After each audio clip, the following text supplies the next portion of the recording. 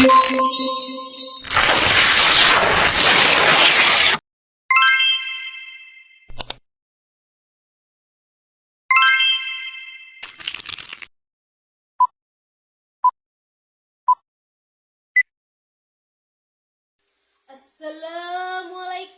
warahmatullahi wabarakatuh. Waalaikumsalam warahmatullahi wabarakatuh. Alhamdulillahirabbil alamin wa bihi nasta'in ala umuri dunya wadi wassalatu wassalamu ala asyrafil mursalin wa ala alihi washabbihi ajmain amma ba'd. Sebelum mulainya ceramah saya ini, saya punya pantun untuk jamaah-jamaah saya hari ini. Pergi ke pasar membeli ikan, tak lupa membeli terasi. Puji syukur kita ucapkan bisa berjumpa di hari ini. Pada kesempatan yang istimewa ini, saya akan membahas tentang surga yang berada di telapak kaki ibu. Dalam sudut pandang agama Islam dan kedudukan seorang ibu yang sangat dijunjung tinggi dalam agama Islam. Sebab seorang ibu adalah sebuah anugerah dari Allah Subhanahu wa Ta'ala. Ibu merupakan tempat berlindung pertama untuk seorang anak, terutama untuk seorang bayi. Mencintai anaknya akan mengorbankan rasa sakitnya demi melihat senyum anaknya. Seorang anak yang telah tumbuh dewasa akan bertanggung jawab dengan ibunya mereka. Mereka wajib untuk selalu bersikap baik kepada ibunda.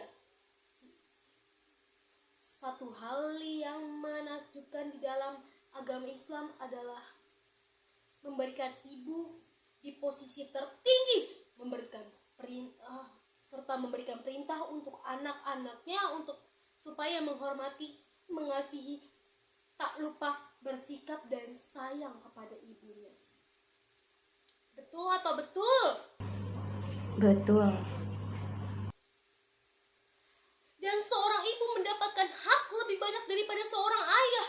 Begitu juga dalam Al-Quran. Banyak ayat di dalam kitab suci umat Islam yang menyebutkan pentingnya memuliakan ibu kita di kehidupan sehari-hari. Status seorang ibu yang lebih tinggi daripada ayah juga disebutkan oleh Nabi Muhammad SAW. Suatu hari ada seorang pria bertanya kepada Nabi Muhammad, "Wahai Rasulullah, siapakah dua umat manusia yang memiliki kedudukan paling penting dalam kehidupan saya?" Lalu Rasul pun menjawab, "Ibumu." Seorang pria itu bertanya lagi kepada Nabi Muhammad sebanyak 3 kali. Nabi Muhammad menjawab, ibumu lagi sebanyak 2 kali, sehingga yang terakhir baru ayahmu. Mengapa demikian? Karena kita terlahir di dunia ini terdapat jasa kedua orang tua kita sendiri. Terlebih lagi ibumu, sebab ibumu adalah seorang yang telah berjasa terhadap tumbuh kembang dirimu sendiri. Mulai dari mengandungmu, melahirkanmu, menyusuimu, dan memberikanmu kasih sayang yang begitu besar. Namun tak hanya ibumu yang berperan penting dalam kehidupanmu, ayahmu juga ikut serta di dalam lahirnya dirimu. Jika tidak ada ayahmu, tidak ada pula kamu di dunia ini. Dan selain itu, ayah adalah sosok orang yang mencari nafkah untuk keperluanmu dan juga ibumu, sehingga kedua orang tuamu juga sangat penting untuk kehidupanmu sendiri. Wahai para jamaah, ibu bukan saja sekedar sosok yang melahirkan dan membesarkan kita, tapi ibu juga memberikan surga untuk anak-anaknya. Oleh karena itu, para jamaah, jangan sekali-sekali kamu membuat ibumu sedih. Sekecil apapun hal yang berpotensi membuat ibumu menjadi sedih, hindarilah. Dan jamaah, oleh karena itu, ketika kalian durhaka terhadap ibu kalian sendiri, maka jangan kalian berharap untuk masuk surga. Wanginya saja pun diharamkan untuk kalian yang durhaka terhadap ibunya sendiri. Jika kalian ingin sukses, muliakanlah orang tuamu, terutama ibumu yang telah melahirkanmu. Itu adalah janji Allah. Maka jika kalian ingin diangkat derajatnya oleh Allah Subhanahu wa taala, muliakanlah kedua orang tuamu. Sayangilah mereka, kasihinya mereka, terutama ibumu. Jangan pernah menyakiti ibumu atau hidupmu akan selalu susah dalam segala hal.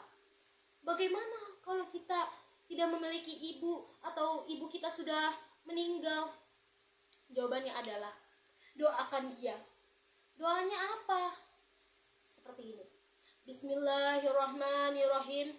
Robbi firli wali walidaya warhamhuma kama rabbayani shaghira. Artinya apa? Ya Allah, ya Tuhanku, ampunilah dosaku dan dosa kedua orang tuaku. Sayangilah mereka sebagaimana kedua orang tuaku menyayangiku di waktu kecil. Dan jangan lupa ditambahkan, ya Allah, ampunilah dosa kedua orang tuaku, terutama ibuku. Berikanlah surga terindahmu, terima amal ibadahnya, lipat gandakan pahalanya. Subhanallah. Ya jamaah, nah buat orang tuamu senang, bahagiakan dia, kasihi dia, karena banyak sekali waktu berharganya yang telah hilang karena kamu. Waktu ibadahnya yang tertunda karena engkau. Berapa kali dia tertinggal sholat duha, berapa kali dia terbangun di tengah malam karena tangisanmu. Maka jangan sekali-sekalinya engkau menyakiti hati ibumu. Karena jika ia sudah tiada, baru kalian menyesal, menangis. Penyesalan di akhir tak ada gunanya. Dulu ketika ibumu masih hidup, engkau dianggurkan dan tidak peduli, dibentak, disakiti hatimu. Lalu jika sudah tiada, hanya ada penyesalan yang menghantui dirimu, rasa sedih dan merugi. Ada orang yang di dunia ini sudah terkena azab. Siapa orang yang sudah terkena azab di dalam dunia? Orang yang durhaka kepada ibunya sendiri. Maka jangan sekali-sekalinya engkau durhaka kepada ibumu sendiri.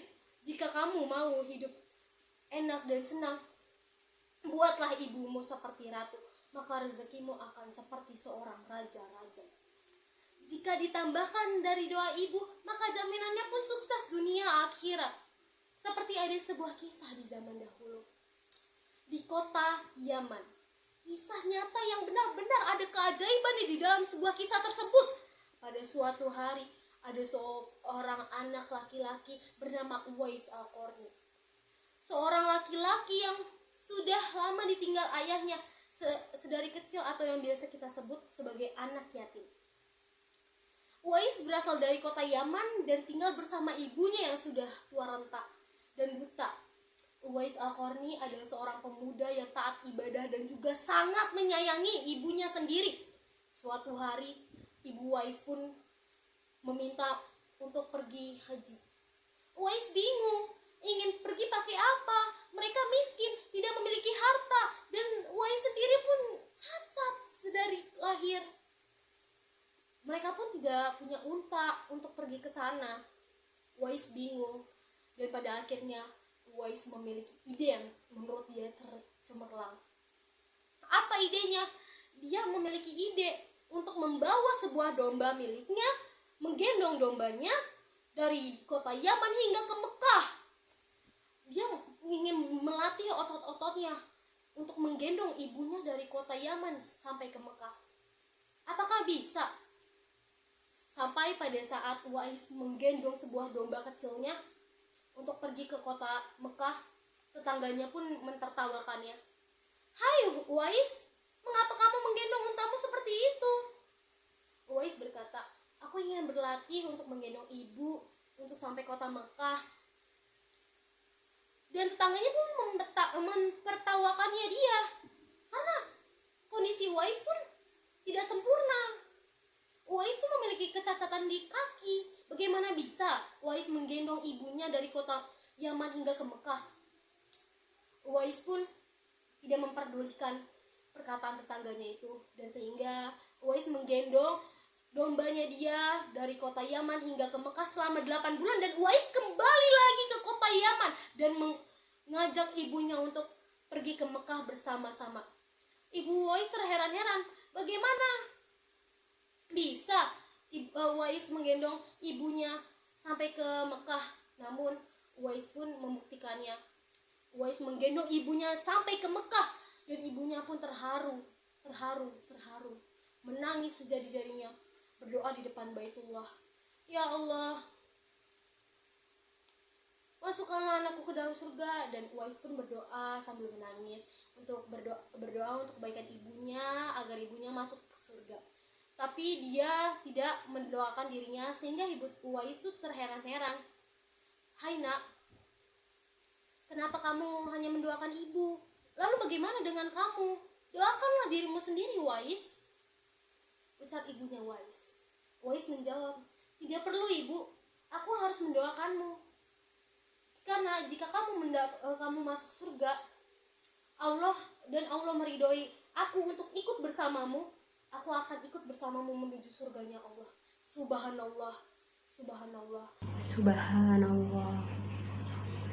Ibu Uwais nangis, Ibu Uwais terharu menangis di depan Ka'bah, dan mereka pun menangis bersama, berdoa bersama untuk keajaiban. Dan setelah pulangnya mereka dari Mekah, apa?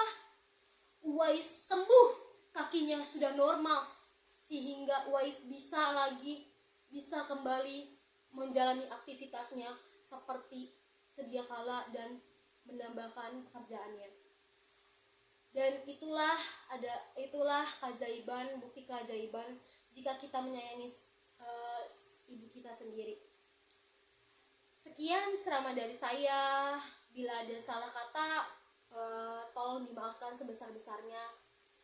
Semoga kita semua dapat dilindungi oleh Allah, terhindar dari api neraka.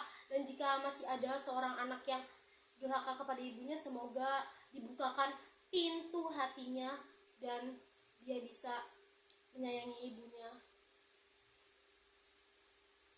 Sekian ceramah dari saya. Wassalamualaikum warahmatullahi wabarakatuh.